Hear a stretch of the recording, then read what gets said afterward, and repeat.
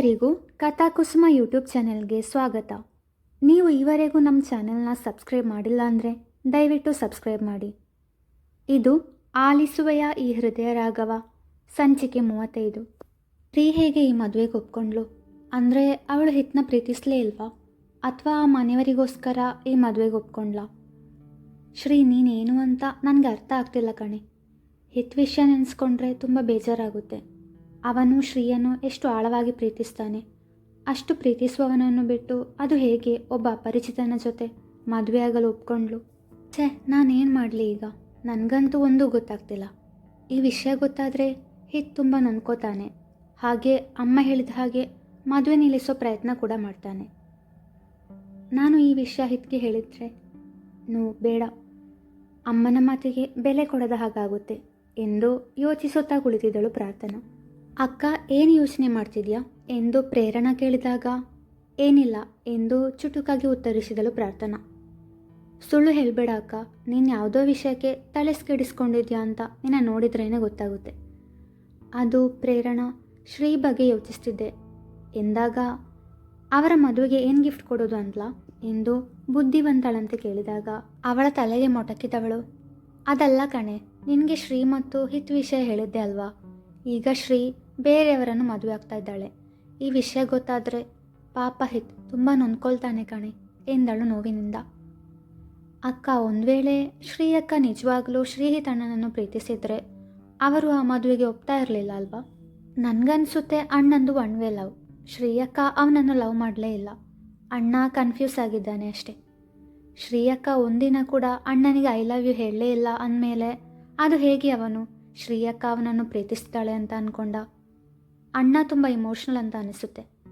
I think ಅಣ್ಣ ಎಲ್ಲ ಮರೆತು ನ್ಯೂ ಲೈಫ್ ಸ್ಟಾರ್ಟ್ ಮಾಡಬೇಕು, ಬೇರೆ ಹುಡುಗಿ ನೋಡಿ ಮದುವೆ ಆಗಬೇಕು ಎಂದು ಪ್ರೇರಣಾ ತನ್ನ ಅಭಿಪ್ರಾಯವನ್ನು ತಿಳಿಸಿದಾಗ ತನಗಿಂತ ಚಿಕ್ಕವಳು ಜೀವನದ ಬಗ್ಗೆ ಎಷ್ಟು ಯೋಚನೆ ಮಾಡ್ತಿದ್ದಾಳೆ ಎಂದು ಪ್ರಾರ್ಥನಾಳಿಗೆ ಅಚ್ಚರಿ ಆಯಿತು.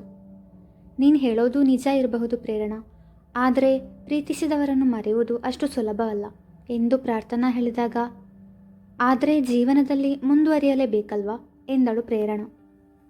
ಮತ್ತವಳೇ, ಹೇಗಿದ್ರೂ ಅಮ್ಮನಿಗೆ ನೀನಂದರೆ ಇಷ್ಟ. ನಿನ್ನ ಅವರ ಸೊಸೆ ಮಾಡಬೇಕು ಅಂತ ತುಂಬ ಆಸೆ ಇತ್ತು ಅವರಿಗೆ. ನೀನೇ ಯಾಕೆ ಅವನನ್ನು ಮದುವೆ ಆಗಬಾರ್ದು ಎಂದಾಗ ಪ್ರೇರಣಾ, ಏನು ಅಂತ ಮಾತಾಡ್ತಿದ್ಯಾ? ನಾನು ಹಿತ್ ಸ್ನೇಹಿತರು ಅಷ್ಟೇ. ನನಗೆ ಅವನ ಬಗ್ಗೆ ಪ್ರೀತಿ ಗೌರವ ಎಲ್ಲ ಇದೆ. ಆದರೆ ಅದು ನೀನು ಅಂದ್ಕೊಂಡ ರೀತಿಯಲ್ಲಿ ಅಲ್ಲ ಎಂದು ಕಣ್ಣೀರಿಟ್ಟಾಗ ಸಾರಿ ಅಕ್ಕ, ನಾನು ಹಾಗೆ ಹೇಳಿದಲ್ಲ. ಪ್ಲೀಸ್ ನೀನು ಅಲ್ಬೇಡ.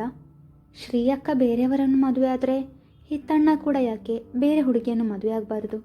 ಆ ಹುಡುಗಿ ಯಾಕೆ ನೀನಾಗಬಾರ್ದು ಎಂದನಿಸಿ ಹೇಳಿದೆ ಅಷ್ಟೇ ಎಂದಳು ಪ್ರೇರಣಾ. ಪ್ರಾರ್ಥನಾ ಮೌನವಾಗಿ ಕುಳಿತಳು. ಮದುವೆಯ ದಿನ ಹತ್ತಿರವಿದ್ದುದರಿಂದ ಶ್ರೀಯಾಳಿಗೆ ಬೇಕರಿಗೆ ಹೋಗುವುದು ಬೇಡ ಎಂದು ಹೇಳಿದ್ದರು ಮೃದುಲಾರವರು ಹಾಗೂ ಮುರಳಿಯವರು. ಆದುದರಿಂದಲೇ ಅವಳು ಪ್ರೇಕ್ಷಾಳಿಗೆ ಕರೆ ಮಾಡಿ ಮನೆಗೆ ಬರಲು ಹೇಳಿದ್ದಳು. ಹಾಯ್ ಅಂಕಲ್ ಎಂದಳು ಪ್ರೇಕ್ಷಾ. ಹಲೋ ಎಂದ ಮುರಳಿಯವರು. ಚಿನ್ನು ನಿನಗೋಸ್ಕರನೇ ಕಾಯ್ತಾ ಇದ್ದಾಳೆ, ಮೇಲೆ ಅವಳ ರೂಮಲ್ಲಿದ್ದಾಳೆ, ಹೋಗಮ್ಮ ಎಂದರು. ಸರಿ ಅಂಕಲ್ ಎಂದವಳು ನಗುತ್ತಾ ಶ್ರೀಯಾಳ ಕೋಣೆಗೆ ಹೋದಳು. ಹಲೋ ಮೇಡಮ್, ಏನು ಮಾಡ್ತಿದ್ದೀರಾ ಎಂದು ಕೇಳಿದಾಗ ಶ್ರೀಯಾ ಮೊದಲು ನಸುನಕ್ಕವಳು. ಸುಮ್ಮನೆ ಕೂತು ಬೇಜಾರು ಕಣೆ, ಬೇಕರಿಗೆ ಬರೋದಕ್ಕೂ ಬಿಡಲ್ಲ, ಮನೆ ಕೆಲಸ ಮಾಡೋಕ್ಕೂ ಬಿಡಲ್ಲ ನಮ್ಮಮ್ಮ. ಯಾಕೋ ನನ್ನ ಗೆಸ್ಟ್ ಥರ ರೇಟ್ ಮಾಡ್ತಿದ್ದಾರೆ ಎಂದು ಸಪ್ಪೆ ಮೊರೆ ಹಾಕಿದಳು. ಇದಕ್ಕೆ ಯಾರಾದರೂ ಬೇಜಾರಾಗ್ತಾರಾ? ಸ್ವಲ್ಪ ದಿನವಾದರೂ ಹಾಯಾಗಿರು. ನನಗೆ ಮನೆ ಕೆಲಸ ಮಾಡೋದು ಬೇಡ ಅಂತ ನಮ್ಮಮ್ಮ ಹೇಳಿದರೆ ನಾನಂತೂ ತುಂಬ ಖುಷಿ ಪಡ್ತಿದ್ದೆ. ಆದರೆ ನಮ್ಮಮ್ಮ ಹಾಗೆ ಹೇಳಲ್ಲ. ಅದಕ್ಕೂ ಮೊದಲು ನಾನು ಮಾಡಲ್ಲ ಎಂದು ಕಣ್ಣು ಹೊಡೆದಳು ಪ್ರೇಕ್ಷಾ. ನಾನಿನ್ನ ಯಾಕೆ ಬರೋಕ್ಕೆ ಹೇಳಿದ್ವಿ ಅಂದರೆ ನನಗೆ ನಿನ್ನಿಂದ ಒಂದು ಸಹಾಯ ಆಗಬೇಕಿತ್ತು ಎಂದಳು ಶ್ರೀಯಾ. ಏನು ಸಹಾಯ ಶ್ರೀ? ನನ್ನಿಂದ ಆಗೋದಾದರೆ ಖಂಡಿತ ಮಾಡ್ತೇನೆ ಎಂದು ನುಡಿದಳು ಪ್ರೇಕ್ಷಾ. ಅದು ಈ ತಿಂಗಳ ಪ್ರಾಫಿಟ್ ಶೇರ್ ಶ್ರೀಹಿತ್ ಸರ್ಗೆ ಕೊಟ್ಟು ಬರ್ತೀಯಾ? ನಾನೇ ಹೋಗ್ತಿದ್ದೆ, ಆದರೆ ಈಗ ಹೊರಗಡೆ ಹೋಗೋಕ್ಕೆ ಅಮ್ಮ ಬಿಡಲ್ಲ. ಅಯ್ಯೋ ಅಷ್ಟೇನಾ? ಅದಕ್ಕೇನಂತೆ, ನಾನೇ ಕೊಟ್ಟು ಬರ್ತೇನೆ ಎಂದಳು. ಅಷ್ಟರಲ್ಲಿ ಅಲ್ಲಿಗೆ ಬಂದ ಮೃದುಲಾರವರು, ಪ್ರೇಕ್ಷಾ ಹೇಗಿದ್ಯಮ್ಮ ಎಂದು ಅಕ್ಕರೆಯಿಂದ ಕೇಳಿದರು. ನಾನು ಚೆನ್ನಾಗಿದ್ದೇನೆ ಆಂಟಿ, ನೀವು ಹೇಗಿದ್ದೀರಾ?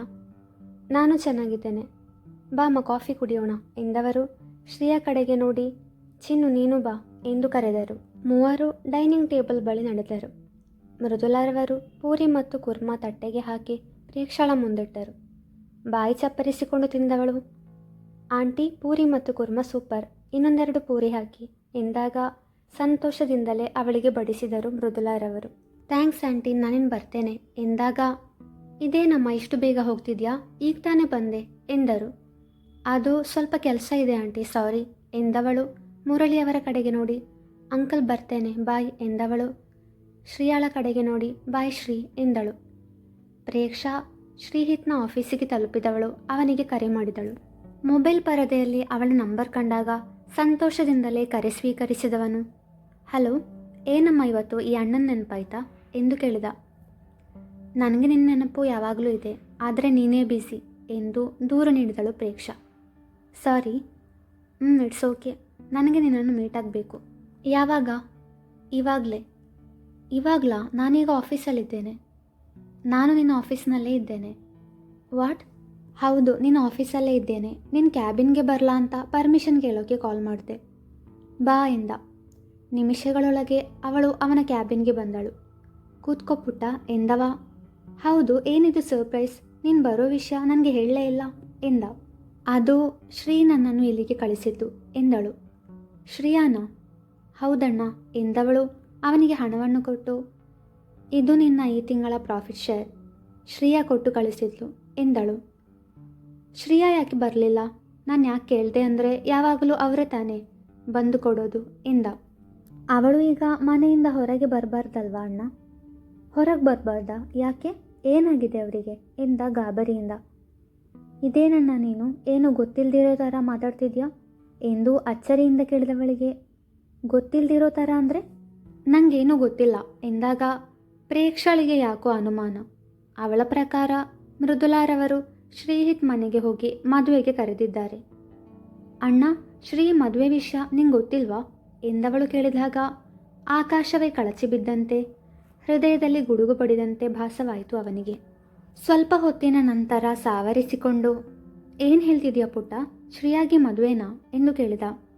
ಹೌದಣ್ಣ, 3 ದಿನಗಳ ನಂತರ ಶ್ರೀಯಾ ಮದುವೆ, ಅದಕ್ಕೆ ತಾನೇ ಇವತ್ತು ಶ್ರೀಯಾ ಬದಲು ನಾನು ಬಂದಿದ್ದು. ಮೃದುಲಾ ಆಂಟಿ ನಿನ್ನ ಮನೆಗೆ ಹೋಗಿ ಇನ್ವೈಟ್ ಮಾಡಿ ಬಂದಿದ್ದಾರೆ ಅಂದರು.